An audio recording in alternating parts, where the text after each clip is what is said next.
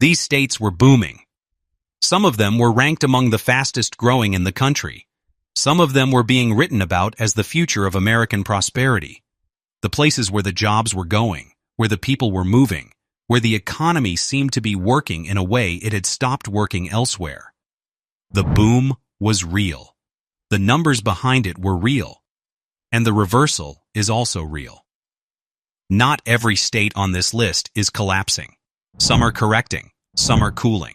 Some are discovering that the thing that made them boom was not as durable as it looked while it was happening. What connects all 10 is the same arc, a documented period of exceptional growth, followed by a documented period of deterioration. In housing affordability, in population growth, in economic momentum, or in the fiscal math that underpins all of it. Every number on this list comes from the U.S. Census Bureau, the Federal Housing Finance Agency, State Economic Research Centers, Redfin, the Center on Budget and Policy Priorities, and verified state-level data. This is not a collection of opinions. It is a collection of reversals. Subscribe now, because number 1 on this list ran the longest boom of any state in the modern era, and is now experiencing a domestic departure so large that the immigration and birth numbers masking it have become the story rather than the story itself. Let's count it down. Number 10, North Carolina. North Carolina was one of the decade's great growth stories. Charlotte became a financial hub that rivaled Atlanta. Raleigh built itself into one of the country's most significant tech corridors. The Research Triangle attracted corporate relocations at a pace that made economic development offices in other states study it as a model. Home prices in North Carolina rose faster than in most of the country over the pandemic years, fueled by a combination of migration from more expensive markets and genuine local economic strength. That growth has not stopped, but it has started to show the first signs of the same trajectory that hit other pandemic boomtowns before it. Raleigh home prices fell approximately 2.2% year-over-year in recent months, according to home economics data cited by Visual Capitalist in their 2025 analysis of the fastest rising and falling housing markets. Inventory across the Raleigh metro surged by 54.5% year-over-year, the largest inventory gain of any major U.S. metro tracked in the analysis. In Charlotte, investor activity fell 61%, according to data from Reventure app. North Carolina is not falling apart. It is showing the pattern. The places that boomed the fastest are the places where the correction arrives the earliest. North Carolina was among the fastest. The correction is arriving.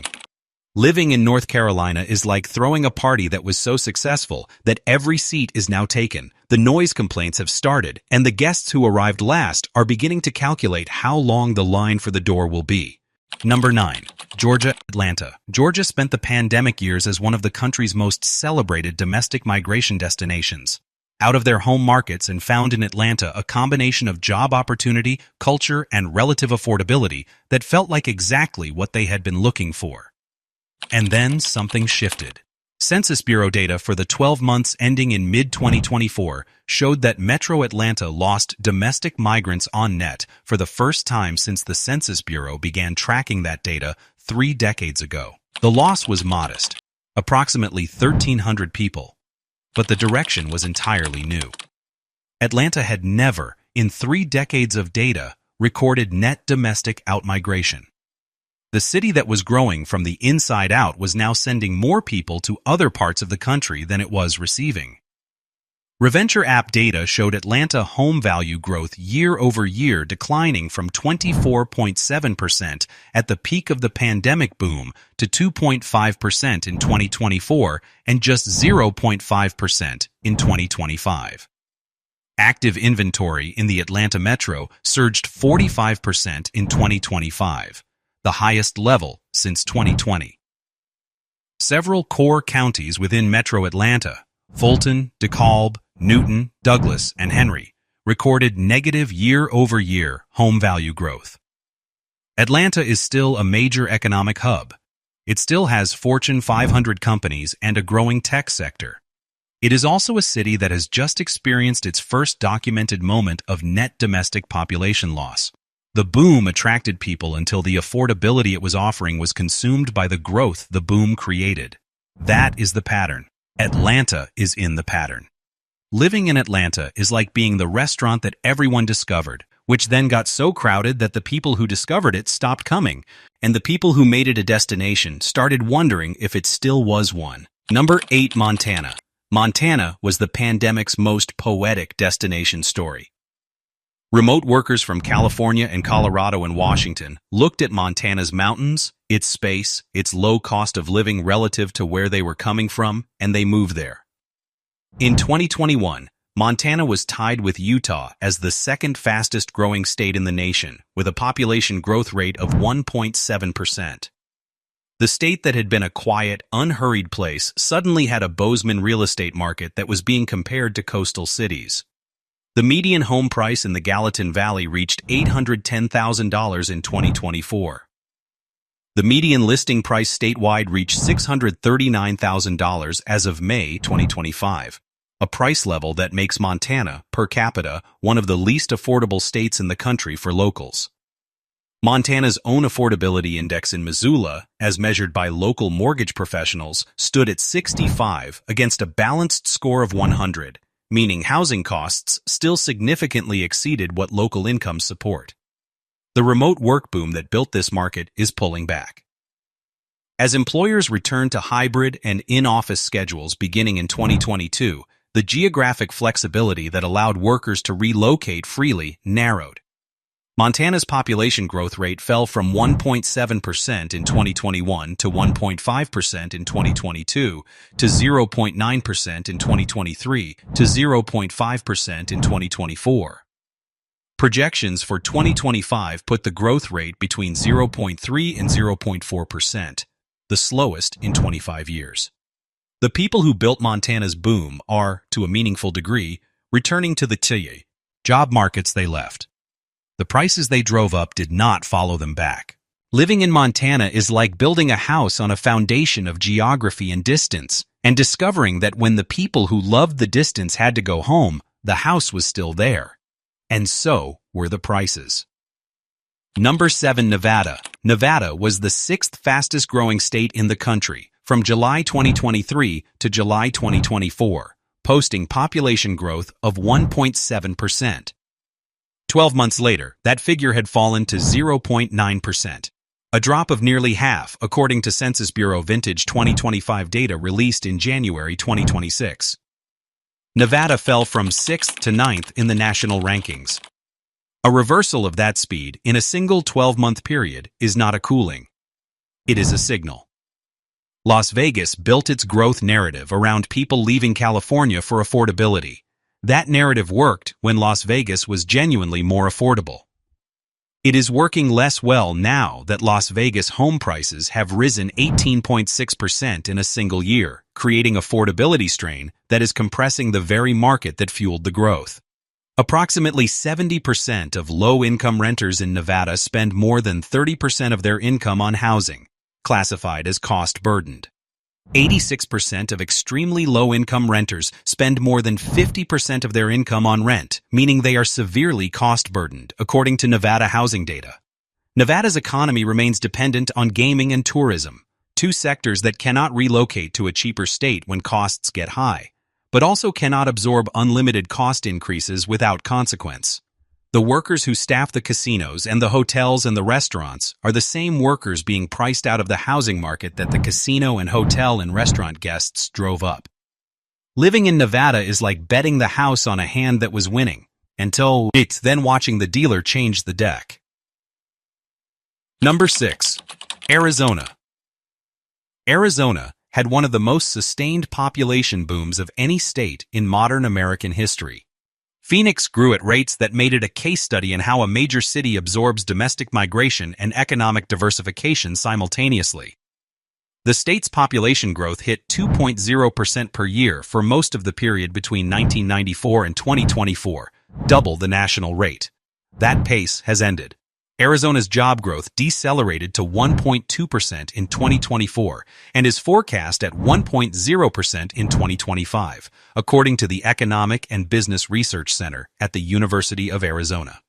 Housing permits, the leading indicator of where growth is headed, fell 14.4% year-over-year in the first quarter of 2025. Arizona economists at Eller College of Management described the state's labor market as being on a knife's edge, with the preliminary data showing negative job growth in several areas and industries.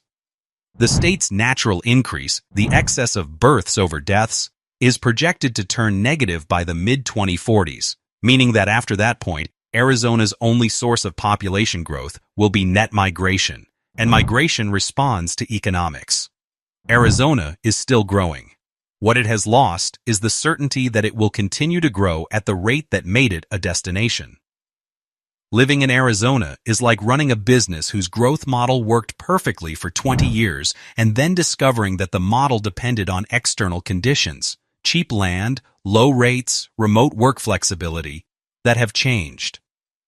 Subscribe and stay with us. The 5 states ahead are where the boom was bigger, faster, and in most cases, more structurally dependent on conditions that have now shifted. Number 1 ran its boost. The longest. Keep watching. Number 5. Idaho. Idaho was the fastest growing state in the nation in 2021 and 2022.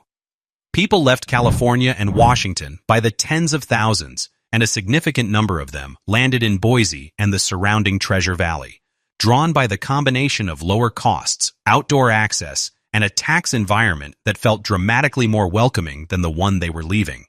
The growth was real, and so was the price it drove. Idaho's home prices rose by more than 56% over the 5 years ending in 2025, according to construction coverage research of Zillow and Census Bureau data. 56% in 5 years, on a state where the median household income was not rising at 56%.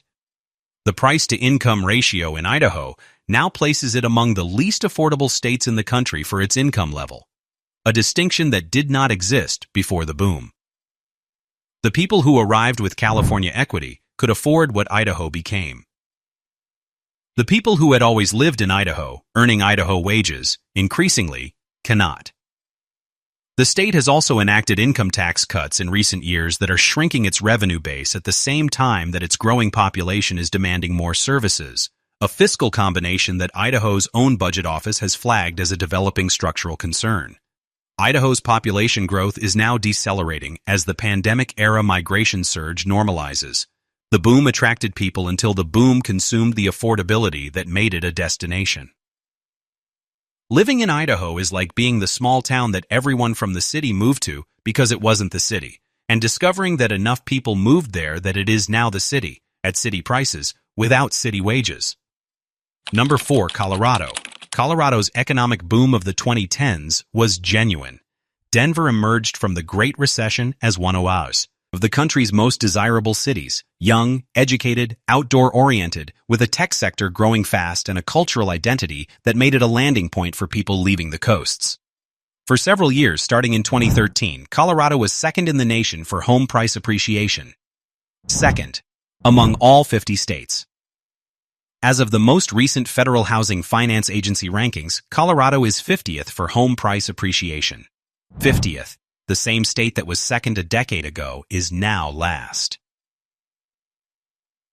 Colorado Public Radio's December 2025 investigation into the state's faltering economy described Denver as having lost its luster, the city that benefited enormously from a wave of young professionals moving in from other states, and that is now finding that those same conditions have reversed.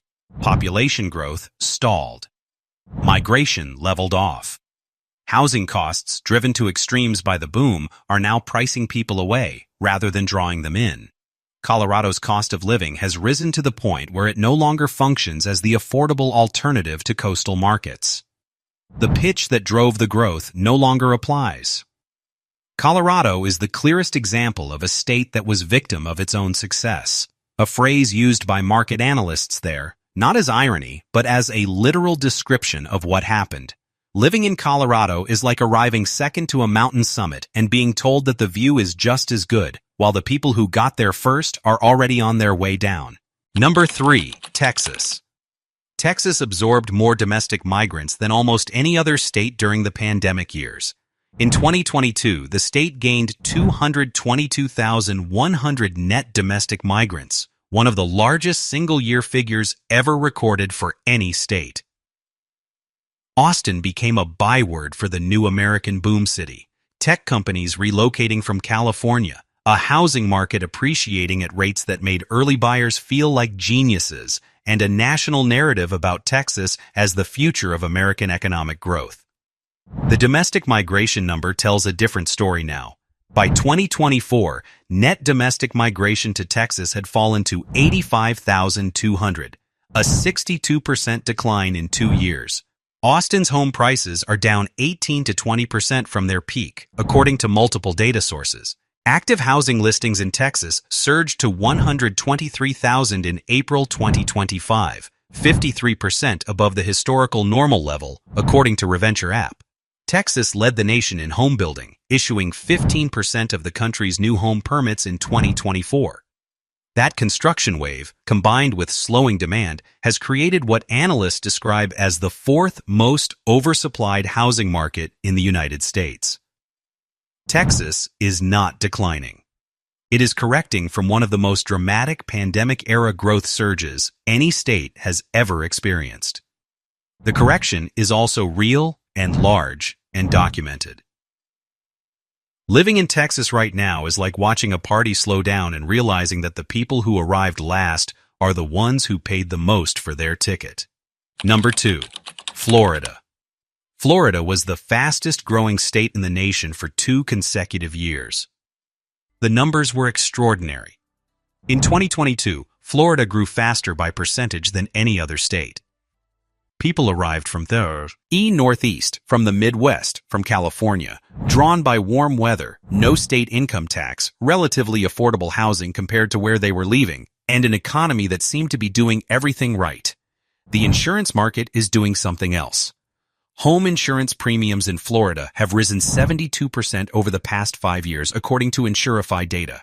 The average annual homeowner's insurance premium in Florida is approximately $15,460, the highest in the nation and nearly 5 times the national average. 20% of Florida homeowners, roughly 1 in 5, have chosen to carry no property insurance at all, according to Value Penguin research, because the premiums have become unaffordable. More than a dozen insurance companies have left Florida or gone insolvent since 2020, according to insurance industry tracking. Hurricane Milton and Hurricane Helene struck the Gulf Coast of Florida in the fall of 2024, causing tens of billions of dollars in combined damage. In Pinellas County, home to St. Petersburg, the storms contributed to a net loss of nearly 12,000 residents, the second largest county population loss of any county in the United States in that period. Florida's overall domestic migration growth, which had been the engine of its population boom, slowed by 42% between 2023 to 2024 and 2024 to 2025, according to Census Bureau data. Florida is still growing. It is growing on top of an insurance market that is broken in ways that are making home ownership structurally unaffordable for people at the median income, the same people the boom was supposed to be for. Living in Florida is like buying a house because you could finally afford a house, and then discovering that the cost of insuring the house against the weather that comes with the location where the house is built has made the house unaffordable again. Number 1. California. California ran its boom longer than any other state in this list. The Silicon Valley economy that took shape in the 1980s and accelerated through the 90s and 2000s and teens produced more concentrated wealth than almost any regional economy in the history of the world. The universities were world-class. The infrastructure, physical and intellectual, that sustained the technology industry was largely built in California. For decades, the state was the place people came to become what they wanted to become. The domestic departure is now the dominant story. California lost 239,575 residents to net domestic outmigration between 2023 and 2024, the largest domestic outflow of any state in the country, according to Census Bureau data. In 2024 to 2025, California lost population in net terms, recording one of only 5 states nationwide to decline overall. The births and the international immigration that continue to arrive in California are real. They are also the numbers used to obscure the scale of what is leaving. The people leaving California are not, on average, the wealthy. They are the middle income and the young. The people who did not have the equity from a home purchased in 1998. The teachers and the nurses and the mid-career professionals who looked at the math and concluded that the life they wanted in California was not the life California's housing market was willing to let them have. California still produces more than most countries. It still leads in technology, in agriculture, in entertainment, in research, and it is experiencing the largest sustained domestic migration departure of any state in the modern era. These two things are simultaneously true. The second one does not get read with the frequency it deserves. California is what happens when a boom runs long enough to consume the conditions that made it possible, and when the people who cannot participate in the economy that remains make the rational decision to leave. Living in California is like working in the most successful company in the history of business, earning a salary that does not allow you to live near the office, and deciding that the commute is no longer worth the credential. Subscribe and check out the rest of the series, the cities, the counties, and the states where the numbers say things the narrative has not yet caught up to. Thanks for watching.